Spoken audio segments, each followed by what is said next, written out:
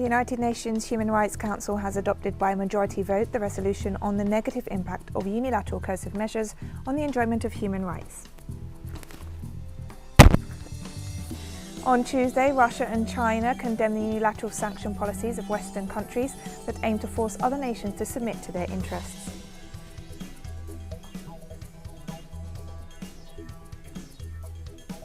The people of Syria have denounced that United States troops continue to loot oil from their territory.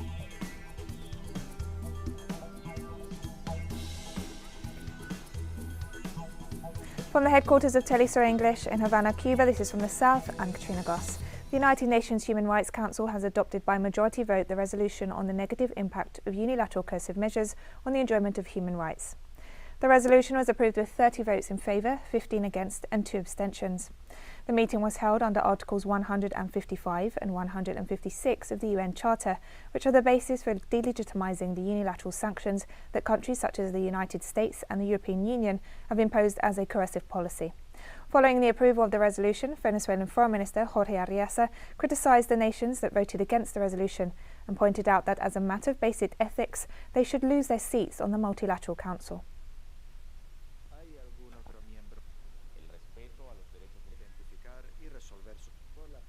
The global calls for an end to the United States blockade imposed against Cuba are intensifying.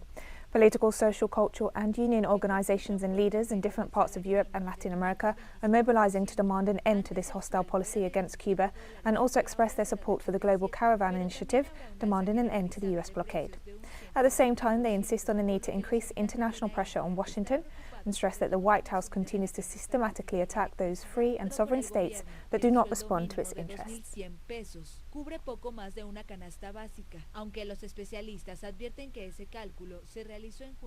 The Haitian people continue to mobilize against the government of President Jovenel Moïse. In the context of a call for an international day of solidarity with the Haitian people, political and human rights organisations are mobilising in different cities around the country in order to call for President Moïse to step down, as they argue his constitutional term in office ended in February. Lawyers and Supreme Court judges have also joined the demonstrations.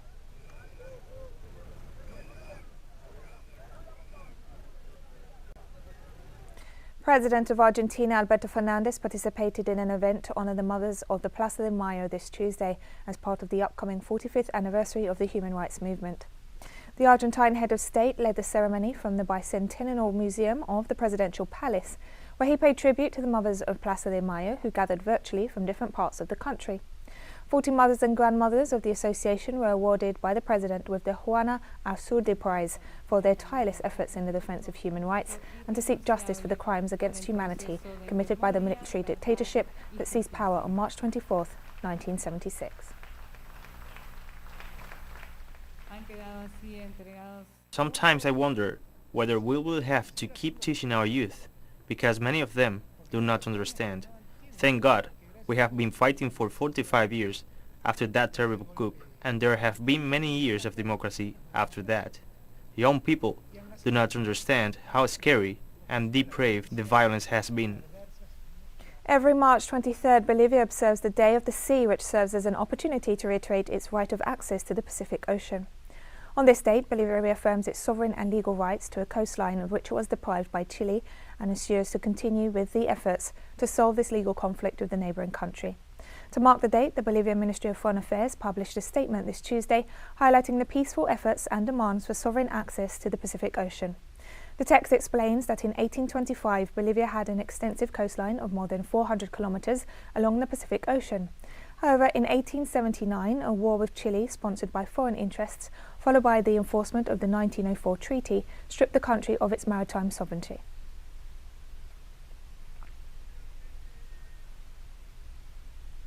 And Bolivian President Luis Arce announced that he will resume bilateral relations with Chile in order to ensure the country has sovereign access to the sea.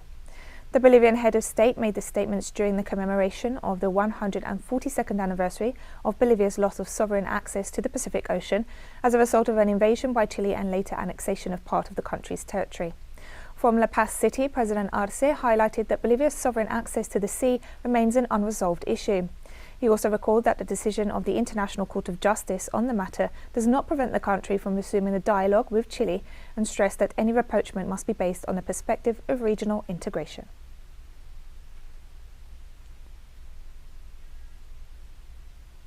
Nicaragua is celebrating the 41st anniversary of the literacy campaign launched in 1980 by the Sandinista government. Vice President Osorio Murillo highlighted that the Ministry of Education would carry out activities to mark the anniversary of the educational campaign this Tuesday, noting that the main event would be held in the National Palace, the site from which the brigadistas tasked with the teaching literacy to thousands across the country set off back in 1980 to begin the campaign. The National Literacy Campaign reduced the illiteracy rate in the country from 50 to 12.9% and was recognised by UNESCO, which awarded the country for the successful campaign.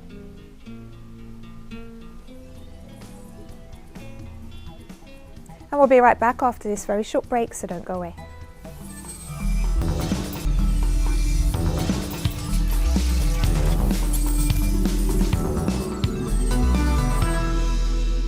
Welcome back to From the South.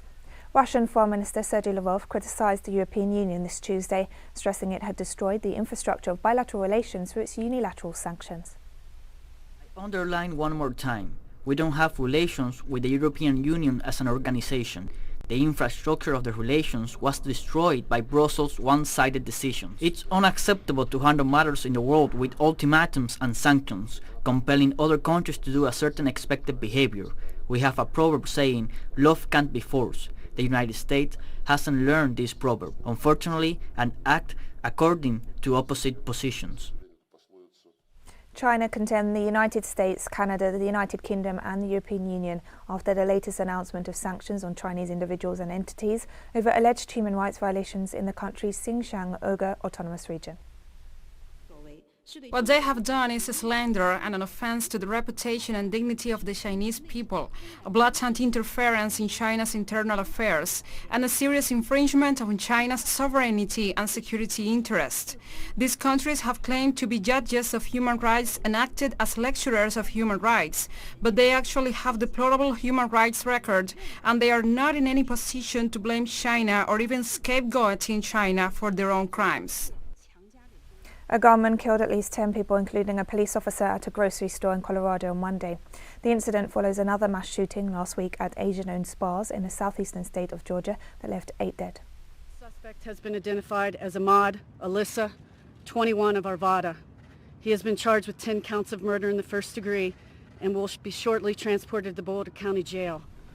And US Vice President Kamala Harris said the incident was absolutely tragic on referring to the death of a police officer in the Colorado shooting. It's absolutely tragic. It's tragic. 10 people were going about their day, living their lives, not bothering anybody. A police officer who was performing his duties and with great courage and heroism. 7 children, I understand. It's tragic. It's tragic. The director of the Pan American Health Organization warned of the increase in cases of COVID-19 in Brazil this Tuesday, a situation which is also impacting neighboring Venezuela, Bolivia and Peru. The official also highlighted a rise in infections in Chile, Paraguay and Uruguay. Fortunately, the dire situation in Brazil is also affecting neighboring countries. Cases have risen in Venezuela, particularly in the states of Bolivar and Amazonas, which border Brazil. In the southern cone, cases continue to spike in Chile, Paraguay, and Uruguay. In Paraguay, a majority of the ICU beds are occupied, and the health system is buckling under the pressure. People aged over 69 are being vaccinated with China's Coronavac shot in the Brazilian capital, Brasilia, as the country faces a COVID-19 surge, which is again pushing hospitals to breaking point. The country has recorded the second highest number of COVID-19 deaths in the world after the United States, and the situation is worsening. The average daily death toll is currently the highest worldwide and has more than tripled since the start of the year to over 2,200. In the midst of this desperate situation, President Jair Bolsonaro announced last Monday that he was firing Health Minister and Army General Eduardo Pazuello and replacing him with cardiologist Marcelo Queiroga.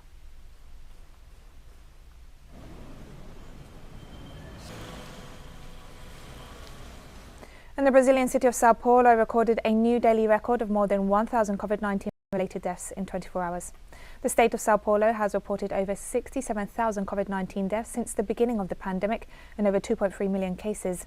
According to data from the National Council of Health Secretaries, the country has reached the peak of its epidemic, having reported a total of over 12 million cases and more than 295,000 deaths since the beginning of the pandemic.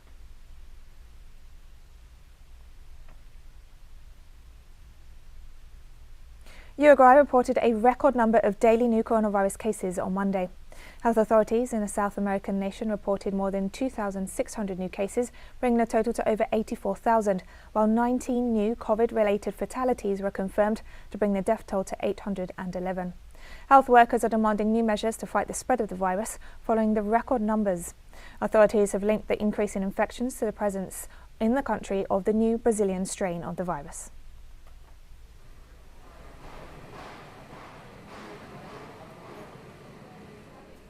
The Spanish government announced Tuesday that the country will lift restrictions on arrivals from the United Kingdom on March 30th.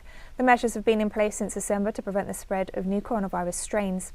Meanwhile, restrictions on arrivals from Brazil and South Africa will be extended until April 30th. The extension of the flight restriction is maintained with South Africa and Brazil, but not with the United Kingdom, and therefore the situation can now be normalized in relation to the Schengen area and the measures that must also be adopted within the framework of the Schengen area, which are, as you also remember, to have a recent PCR test that allows the transit of this person to another place. Since the beginning of this month, Syria has registered a notable increase in daily cases of COVID-19. The Arab nation faces this situation in the midst of a Western economic blockade that prevents it from importing medical equipment and health supplies needed to cope with the pandemic. We have more details in the following report by our correspondent Hisham Wanas. The number of COVID-19 cases has shot up and Damascus hospitals are full and unable to receive more patients. There are no empty beds in the intensive care units of the capital, and a large number of those infected have been transferred to hospitals in other provinces.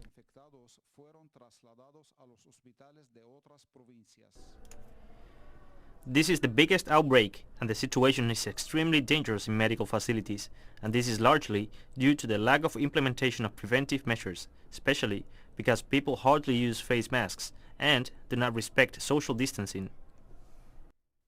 Faced with this situation, the health authorities urge full compliance with preventive measures. Meanwhile, civil society supports the official action against the pandemic, with initiatives that offer patients medical oxygen cylinders, respiratory equipment, and free medical advice by medical volunteers in their own homes. We offer medical assistance in homes through volunteer doctors, with a total of 120 doctors in our association.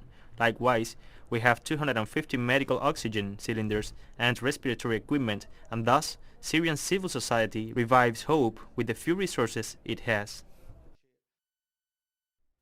The difficult economic situation in the country as a result of the war and blockade makes it very hard to impose a partial or total lockdown to limit the spread of the virus and hinders access to preventive materials. Meanwhile, Syrians hope that official moves will succeed in securing COVID-19 vaccines.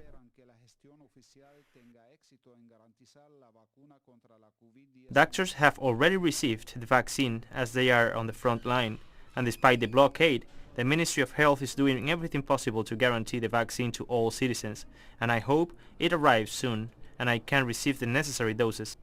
Despite all the economic difficulties caused by the blockade, people prioritize the acquisition of masks, gloves, and vitamins necessary to raise their level of immunity, even when the solution lies in vaccination, as the spread of the virus does not stop, and the current outbreak of the pandemic shows that the situation is very serious. On March 22, 2020, the first case of infection with COVID-19 was detected in Syria. 1 year later, the epidemic has reached its third and most serious peak and joins the long list of challenges that have plagued the lives of Syrians for the past 10 years.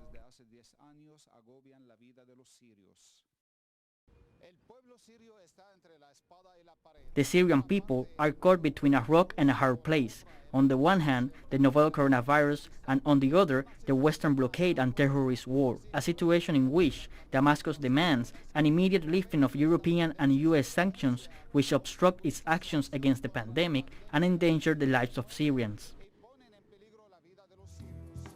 Hishamo Nus teleSUR, Damascus, Syria. And we have more stories coming up after this final short break, so stay with us.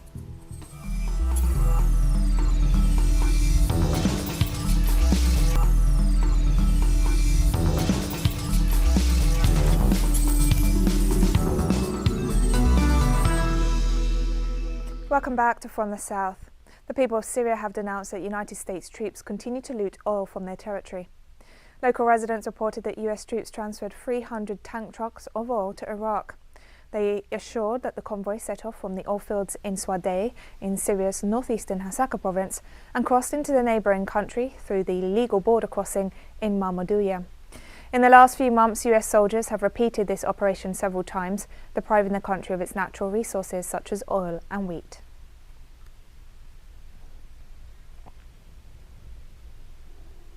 At least 15 people were killed after a devastating fire destroyed thousands of shelters in a Rohingya refugee camp in southern Bangladesh on Monday. According to a spokesperson of the United Nations Refugee Agency, about 400 people are still missing, including young children, and around 500 were injured in the fire, while some 45,000 people were displaced. Aid agencies were rushing emergency assistance to the tens of thousands of victims of the deadly blaze at the Balukhali camp in the Cox's Bazar district. A top government official said at least 3 of the dead were children, and the search for victims was still ongoing.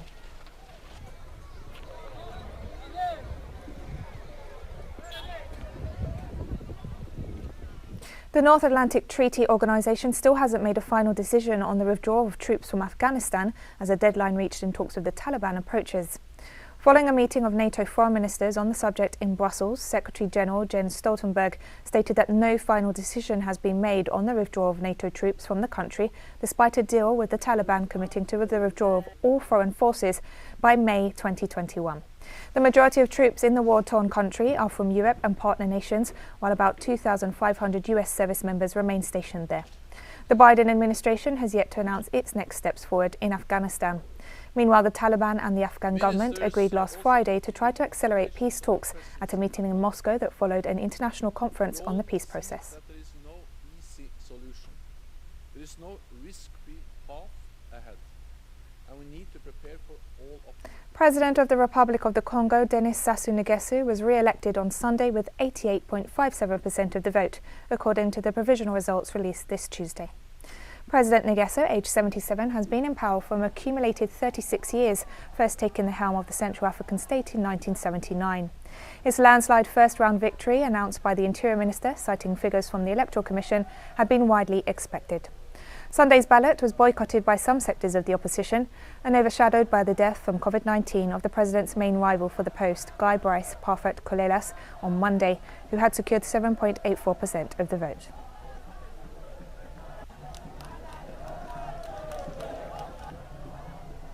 Attackers on motorbikes raided several villages in southwestern Niger on Sunday, killing at least 137 people in the bloodiest violence to hit the country in years, according to the government. The gunmen attacked the villages of Intesaya, Balkorat and Wistain, located near the border with Mali, shooting at everything which moved, according to a local official. The coordinated raids underscore the greatest challenge facing Niger's new president, Mohamed Bazoum, whose election victory in a runoff vote last month was confirmed on Sunday by the country's top court. The country is struggling with armed campaigns that have spilled over from Mali and Nigeria, killing hundreds of people and displacing nearly 500,000 others.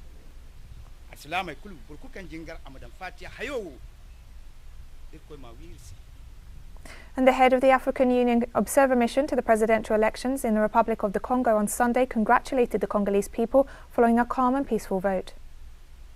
And congratulates the Congolese people for their calm mobilization and their commitment to democratic values.